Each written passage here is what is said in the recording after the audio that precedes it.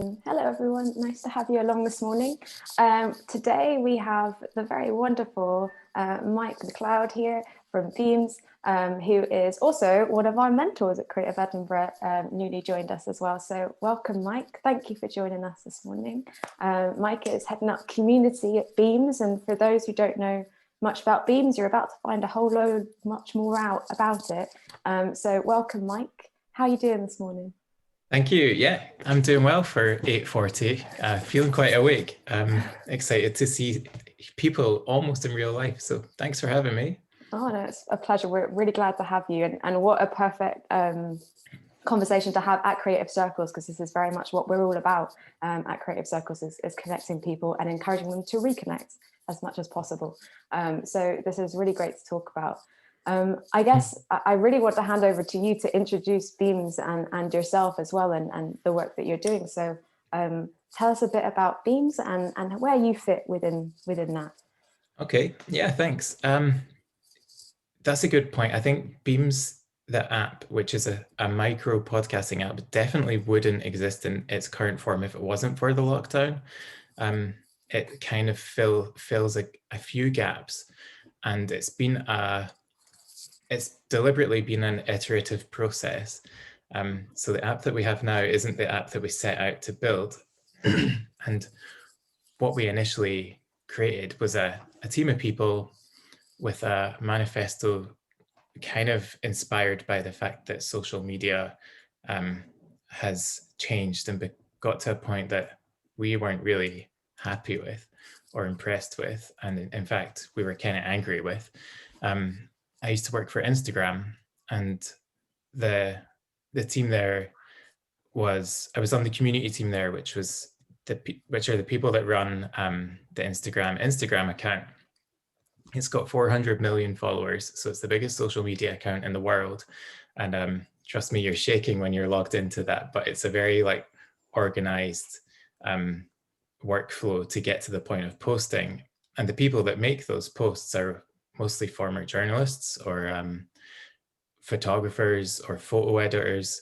And that team of people have this huge responsibility to make that platform as kind of responsible and editorially sound as possible. So it's a pretty good account. I still stand by that, but the rest of the app, Instagram, is quite problematic. As is a lot of social media right now. And so I'm not saying that we're going to replace it with Beams, but we're trying to build something better. And it kind of at its heart removes a lot of what we think are the performative elements of social media. So I could show you what our manifesto was before we made any before we wrote any code.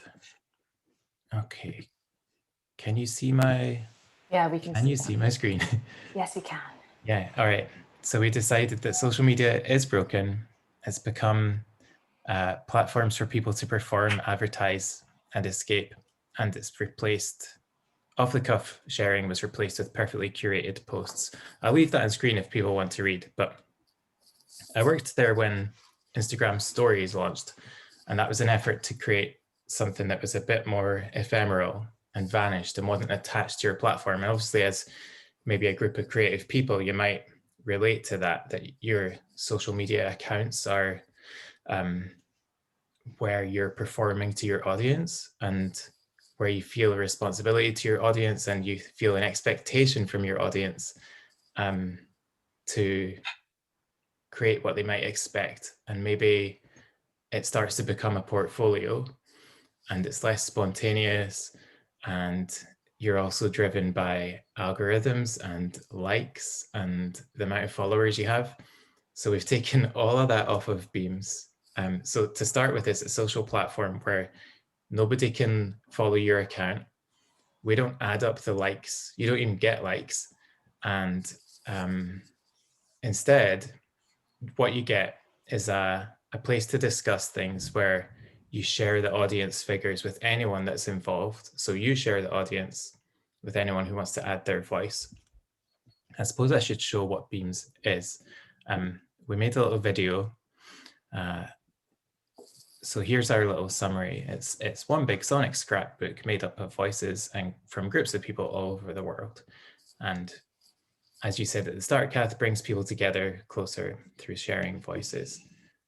If this audio isn't so good, let me know before I play it for a minute and 20 seconds. So let's give it a go.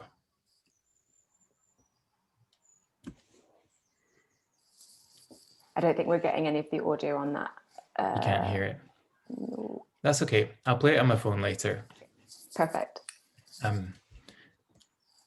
So that was the manifesto.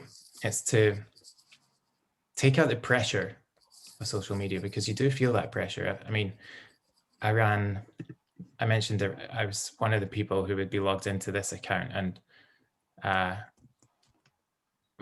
it had goals, it had metrics. You know, if you've worked in, even as a creative people, sometimes you're responsible for the posting and for the organizing and the calendaring, and it becomes less about what you post and more about how things perform. And we just felt that's not why people create. And one of the people that helped start Beams is Bailey Richardson. She's one of the advisors. She appears in this documentary called The Social Dilemma. I don't know if anyone's ever seen this, but everything in it is true. Everything in it is true, and it's only part of the story. I highly recommend watching this if your work is promoted online and you want to know why it performs how it does, because it'll make you think of, oh, there must be better ways. And there are better ways, and not just Beams, but there are plenty other ways to promote what you do. I'm not dumping on Instagram. It is a good thing. And so I would say overall, I feel more good things than bad things have come out of it and come from it. And the opportunities it provides are usually better than what we had before it was here. And again, also the people there are trying to do good things too. You just can't control how 2 billion people use something. And I think the sooner they accept that you can't control 2 billion people, the better. So yeah, we didn't want to replace it, but we wanted to take out the things that we felt were that made us feel icky. So no identities to curate, nothing filtered, just a bit kind of unrehearsed and more genuine. So on a beam is essentially a list of voice notes, and people title these with an image and a name at the start, and these are micro podcasts. So we have, in fact, I should just show you the app. I'll join from my phone, bear with me. And we can take a look around the app together. It's just a couple of months old. Recording in progress. I think you've joined now. I wonder, we need to get you pinned up on the... Can we find Mike's? Oh, there you are.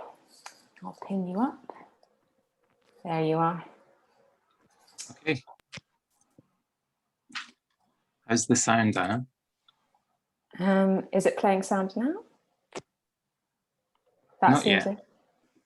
We can see it. You can see my phone. Yes. Great. Okay. This is Beams. This is my homepage. So you can see that I follow a beam called Thoughts on Free Britney. I also follow Young Black and Fly, which we can tap in and see that somebody has started this micro podcast about art, film, and music for all through the lenses of young Black creatives. It has 2 threads.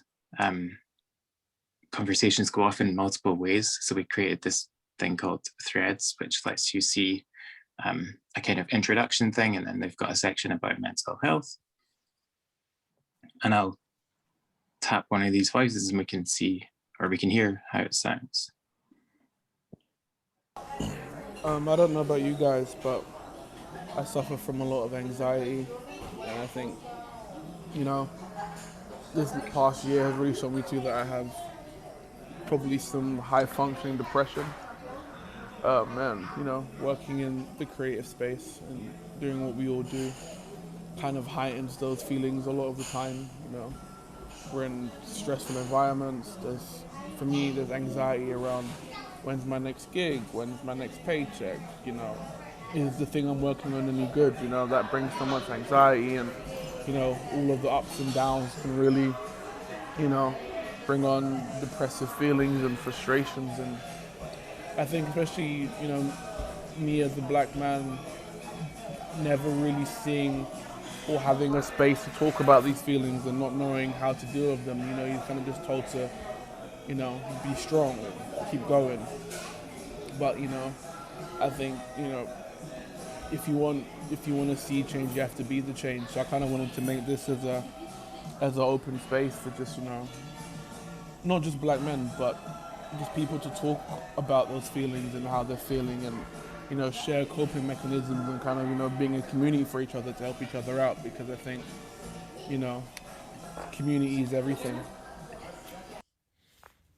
Wow, man, you like really hit the nail on the head there. It's a good one. Sorry, I can hear myself. It's very distracting. It's a good one because he gets a lot of practical advice and support from people who doesn't know.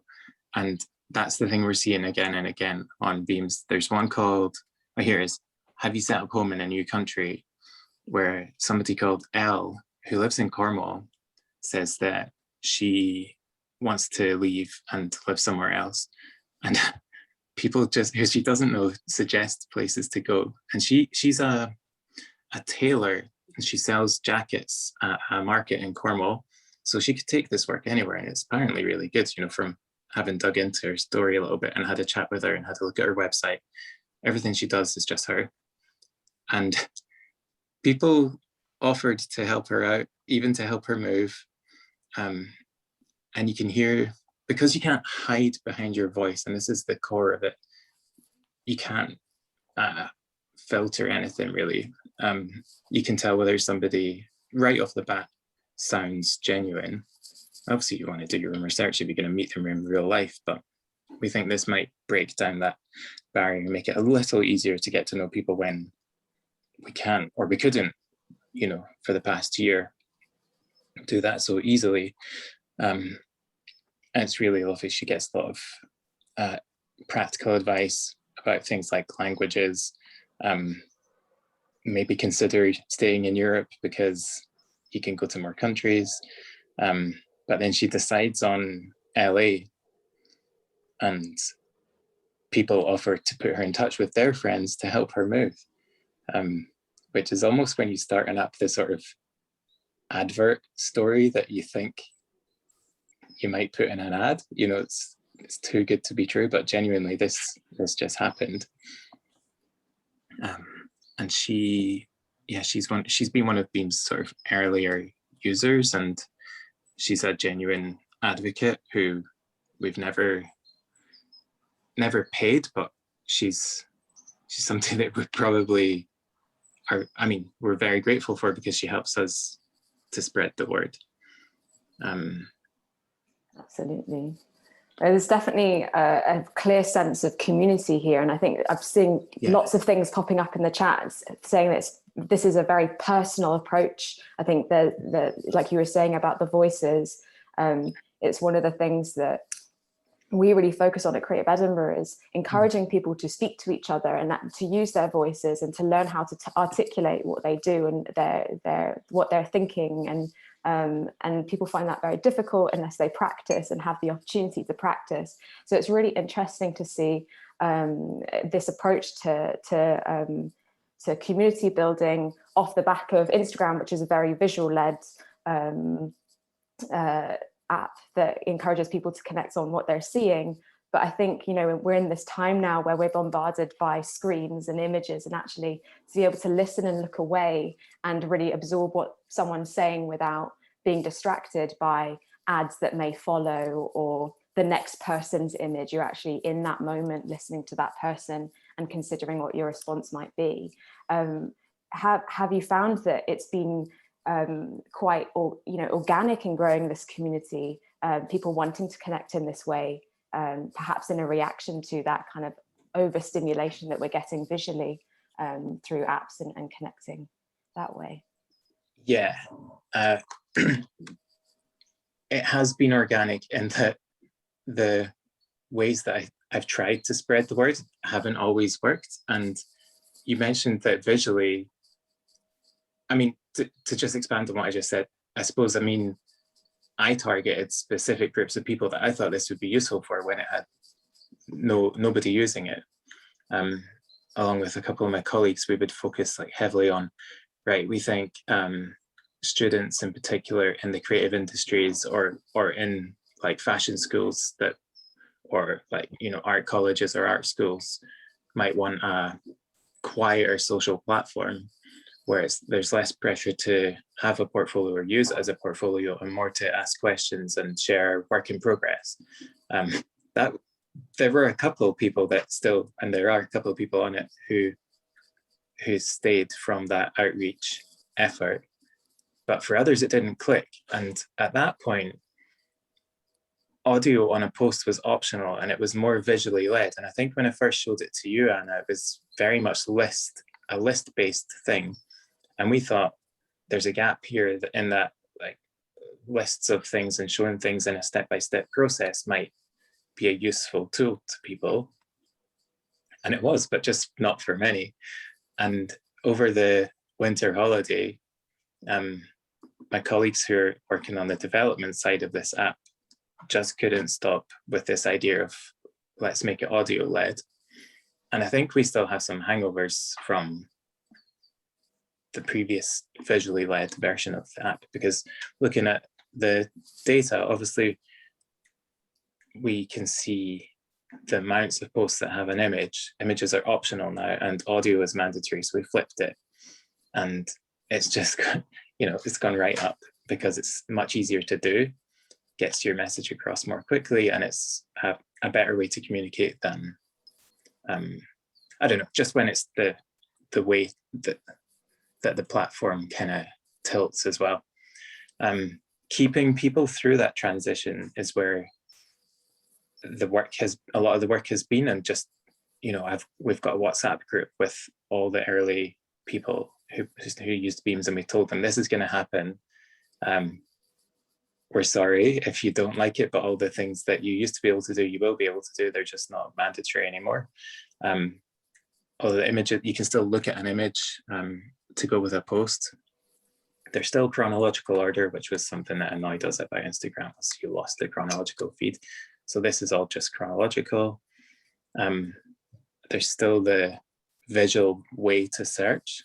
This page is called Discover, and it's where you can hopefully find things that you're interested in. So fresh beams are the new ones at the top. Meet the community. These are active people who use it a lot. There's Elle, who we heard from.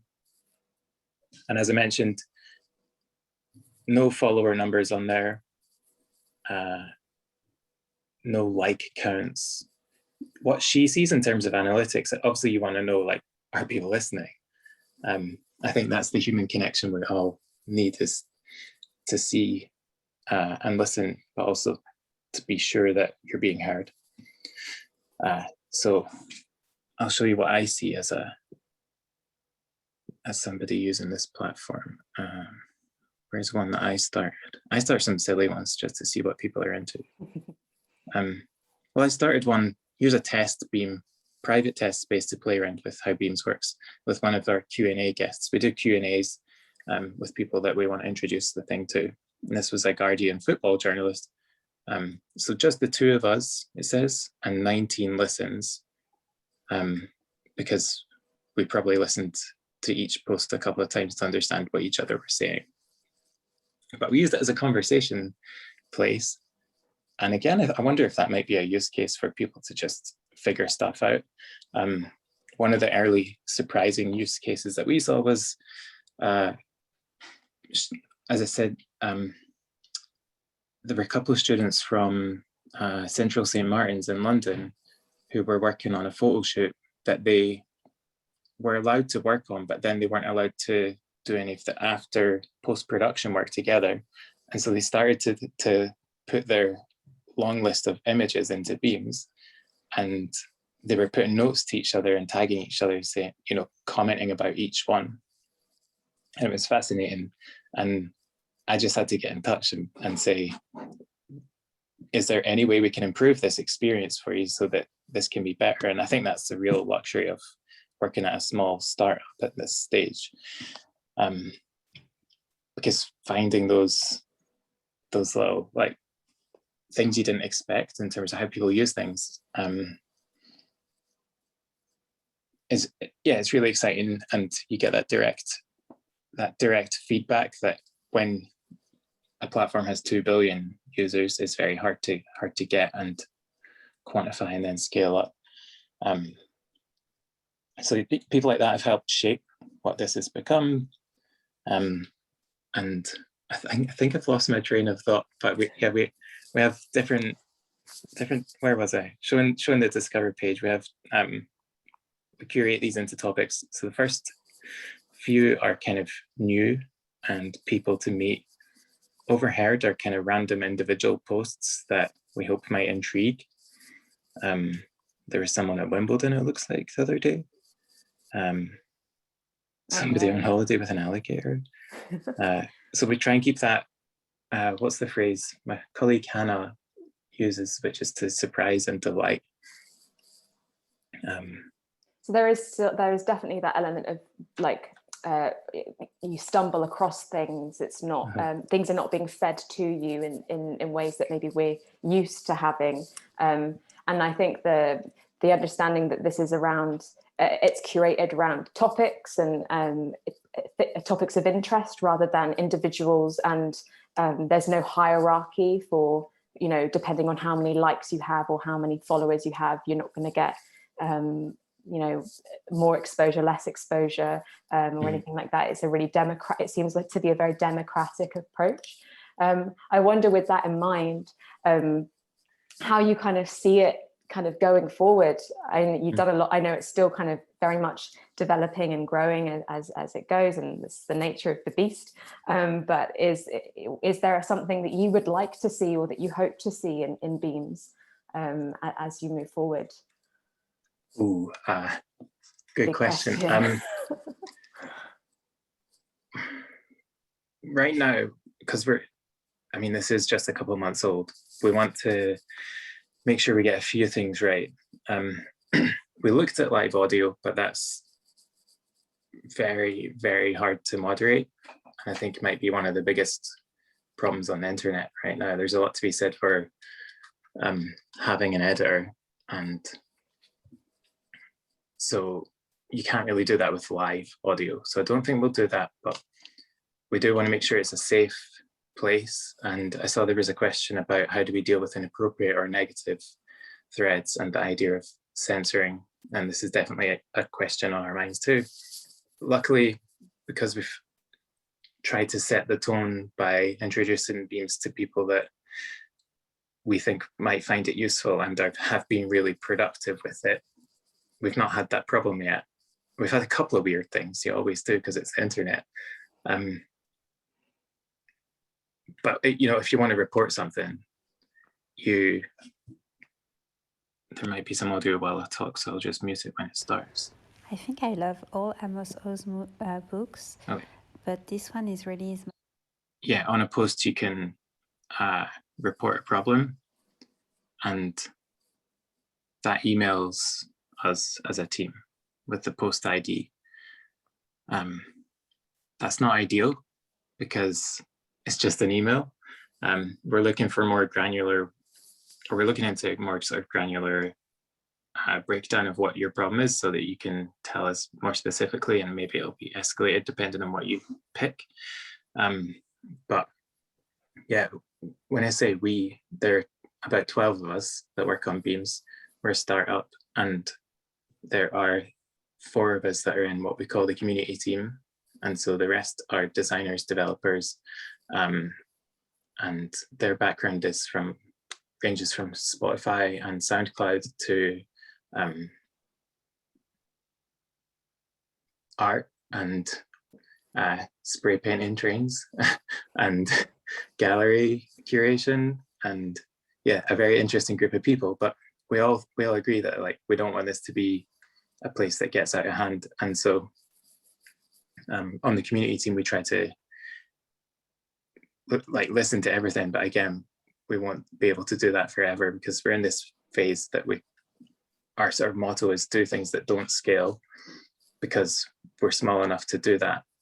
But if this does become big, we have to plan for that too. And we looked at places like Discord, where 30% of the staff, Discord is kind of like a niche forum app where you can nerd out on anything, and basically a glorified discussion board with loads of bells and whistles. It's great. And we're very inspired by Discord, right? Because it's got, not only has it got a good moderation approach, that's thousands of people working on moderation, and that's the way it should be. Not only that, but they've got brilliant tools for creators as well, so that if you want to tip someone, you can. And I'm sure the question will come up. I've not gone through all the questions yet. But paying creators, or people getting paid, is the thing we want to get to. So to answer your question about the future, we absolutely will not sell data, and we will not have ads either. And we're quite bullish on that. And to answer the question about how is it funded, we are lucky to have early stage investors that believe in that too. I think that's because we've got experience in how it is the other way, from companies that do sell your data and give you cool stuff for free, but they really sell your data and track you everywhere, even when you say no. And that's all I'll say about that. But we think it's better if people can decide to tip you, or maybe even subscribe to what you do.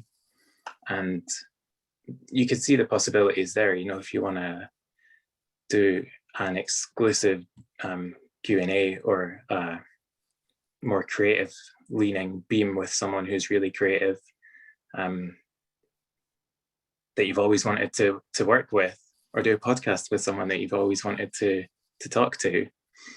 Again, if we get to that stage and we put those features in place where people can tip others or make them subscribe only, then it's up to them how they use them. But I can think of tons of cool ways, and I'm sure people will think of better ways than I can to use that. The question also says, directly or indirectly, don't those who control the purse strings control the app? I mean, you could say that for everything. Everyone's influenced by the investors. And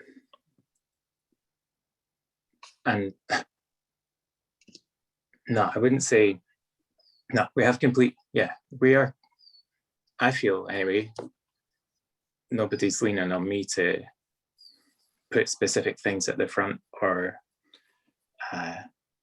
choose specific types of people to ask to use beams or advertise it in certain ways. Not at all. They're they're really, what's the word way to describe it? It's a case of like the beams team telling them where this is at this stage, and they can ask questions and get updates. But again, luckily it's not leaning in the other way. The people that invest in beams invested it because of the team, I think, and trust the team to make good decisions. And it's an experiment, I think, for anyone that invests in it as well. This isn't my area though. Like, I'm not on the I'm not a legal person or on the financial side of it, so shouldn't really talk much more about that. But the investors are listed on the website. They include the people that are advisors, people like Bailey, who I mentioned at the start, who worked at Instagram. She was the first person in the community team there, and she left because of the reasons that she talks about in The Social Dilemma. And she's now invested in this. And she also works at other platforms that I think are are worth mentioning too, like Substack, which is a website where you can start your own newsletter. And I'm just going to switch screens.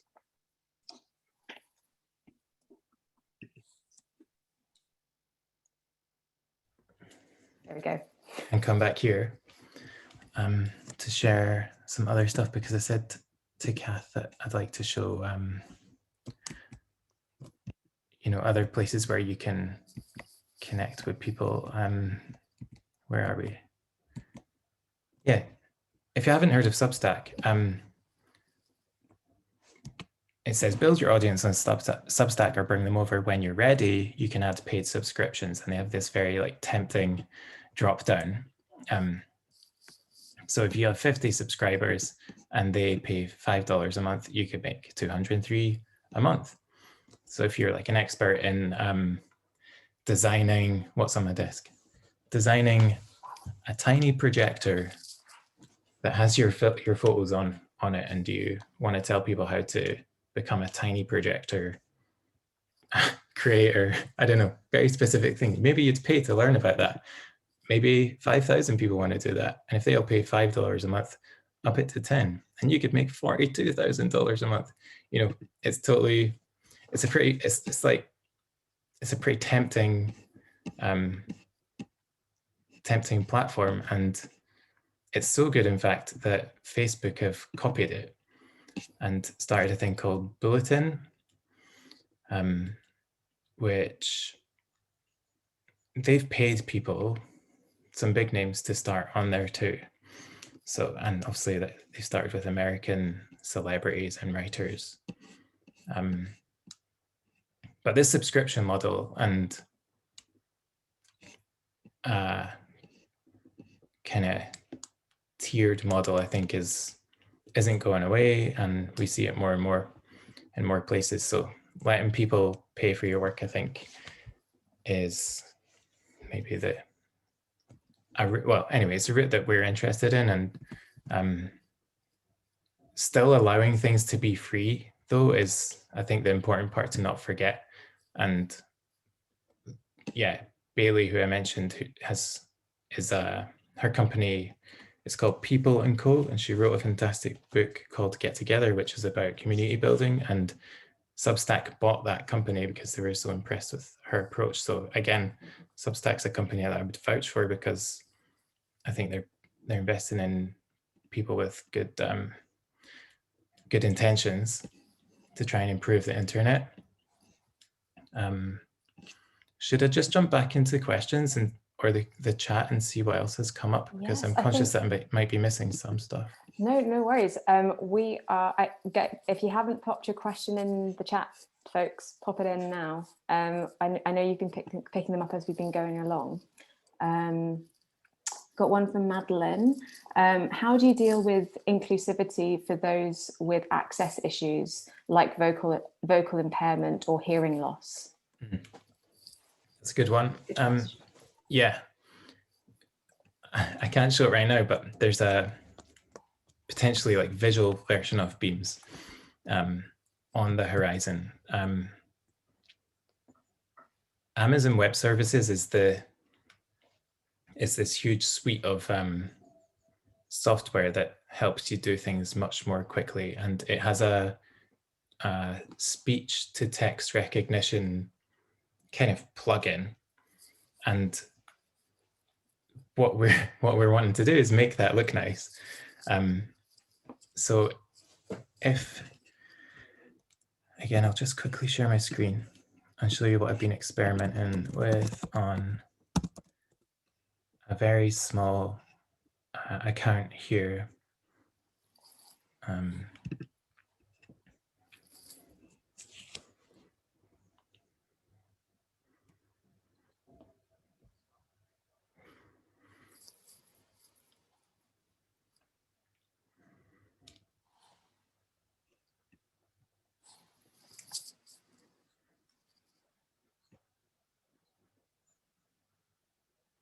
Great. So is that taken from the audio then? Yeah. And so the idea here is hopefully soon this will be what a beam looks like in the app. So if you can't hear a beam, because obviously it's audio led, you'll at least be able to see it. We're having this internal debate about whether people are okay with transcription that isn't perfect, and I'm leaning to the decision that like people are okay. And actually, it's kind of funny when it's wrong, because when it's wrong, it's so obvious, and we just need to highlight when there's a words that the transcription tool wasn't sure of, so that people know they might be reading something that isn't quite perfect. Obviously, you want to, from an accessibility point of view, you want everything to be equal to audio. For anyone that might not be able to hear, for those who are visually impaired, it's again it's on our minds to try and make this app more accessible, and luckily the team has experience in that. It's slow though to get to that stage, and actually we don't even have an Android app just now because we're new, we're small, and to build 2 apps in tandem would half the speed of getting this out, and then to add the accessibility tools that we want, where we're not even certain that this is the final way that the app will look, slows it down further. So we're trying to do a lot of things at once and spin a lot of plates, and I think we're all coming to the realization that things are never finished, and that's kind of, you know, I think a creative battle that we all have. Developers are never happy. The database could always be migrated to something better. The design could always be improved. And so I think, yeah, I'd love to say when we'd have better tools in terms of accessibility, but I honestly, I'm often surprised and a bit of an overestimator, so it might be sooner than we expect.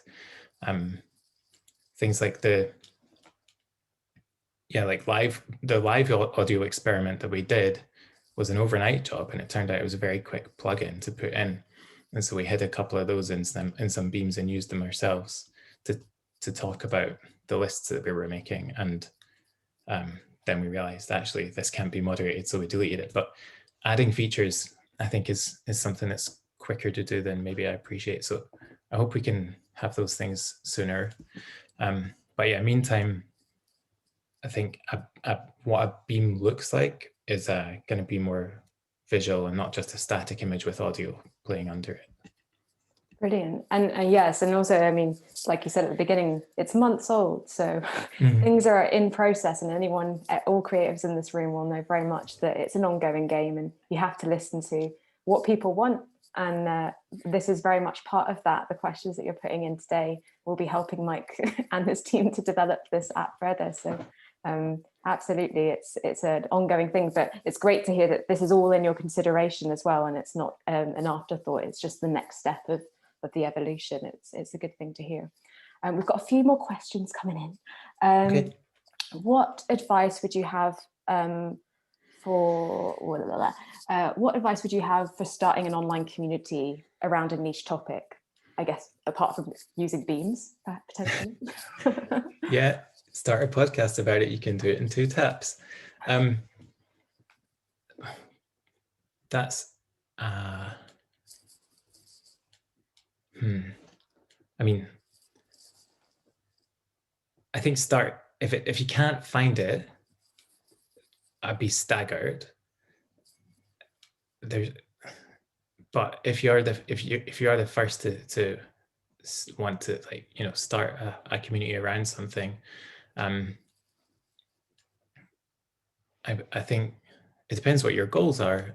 If you want to meet people in real life, look locally. The places that I think most communities can be found are Reddit and Discord and Twitter, and probably Instagram.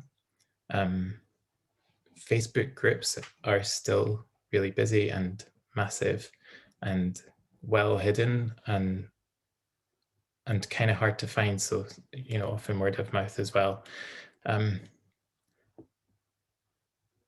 Advice, maybe Hamish is asking like if you already have one around a niche topic, so I'll presume that, but if not, let us know. If you already have one and you want it to grow, I think inviting, maybe creating some element of event is good. So if it's a niche topic, then the people that, I don't know, it depends what the niche is, but maybe like creating an event or a Q&A session for one of the experts in that event to be available, or an Ask Me Anything is a good format to make it accessible to more people to get involved. I'm a big fan of Q&As and Ask Me Anythings because they don't create a sense of like fear of missing out, but they center people around things. And if you put a time box around it too, that says like for a week you can ask a question to this person, then it makes it more accessible. And I'm trying to think of niche things that I've been involved in. Yeah, it is amazing though. I mean, most like the people that I used to write about on the Instagram account always surprised me with how huge their niches were. So there, yeah, you'll always find your people. Keeping them involved and keeping that sense of community is the hard part. And the thing that I would say is that is the most effective tool is passing the torch or passing the baton over to anyone who joins, and feeling trusting enough, you know, getting to know them enough in the first place that you can say, this is yours now, or do you want to host an event, or do you want to be the like presenter of this Q&A, and letting go a little bit is a good way to make a community, because I think a definition of a community is just a group of people that get together over something that they're passionate about, and so it shouldn't really have one leader.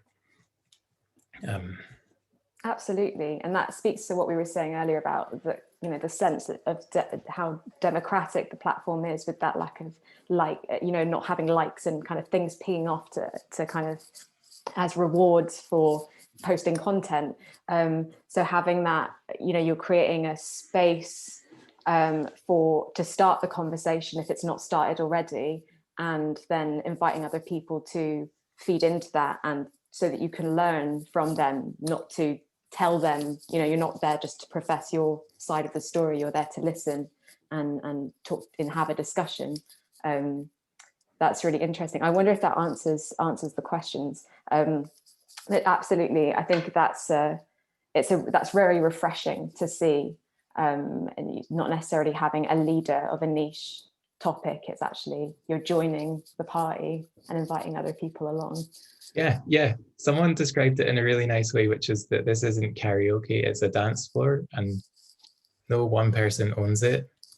You just share the mic or share the dance floor. And there's a good video about that too, where it's a TED Talk where they show, it's one of those, those 2-minute TED Talks, like the guy that shows you how to tie your lace in the most effective way. Or there's this other one about getting people to be the first to try something is very hard, but once that first person dances, then it's easier for you to go up and dance.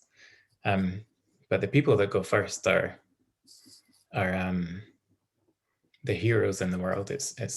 They're hard to find and they're brave, and I'm not one of them, but they are willing to do something so that hopefully others come too. And they're magical moments when they do happen, and you can't really fake it. But yeah, on Beams, nobody owns the beam. You just start it and put it out there and share every beam has a URL, so you can just share it online. It's not great for people who want to just like show their work. It's more a place to discuss their work. So we think you're well served with other tools out there to do a portfolio social account, and that this is a bit different.